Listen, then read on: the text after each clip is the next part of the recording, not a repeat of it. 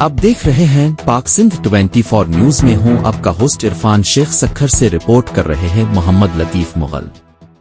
JUI और आलमी मजलिस तहफ़्फ़ुज़ ख़त्म नबुव्वत के ज़ेर एहतिमाम यौम तहफ़्फ़ुज़ ख़त्म नबुव्वत रैली का इनेकाद।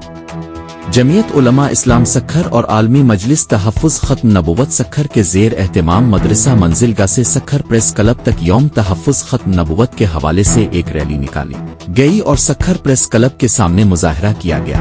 रैली की क़ियादत JUI सक्खर सिटी और न्यू तालुका के उलमा किराम मुफ्ती सऊद अफजल हालिजवी, कारी जमील अहमद बंधानी, मौलाना अब्दुल लतीफ़ अशरफी, मौलाना आबिद सिंधी, कारी लियाकत अली मुगल, मौलाना इस्लाम अल-दीन जोनेजो, अब्दुल मन्नान समीजो, मौलाना हसन नासिर और मौलाना रफ़ीक अहमद बंधानी ने की। शुरका ने यौम तहफ़्फ़ुज़ ख़त्म नबुव्वत के हवाले से तहरीरी प्ले कार्ड्स और बैनर्स उठा रखे थे।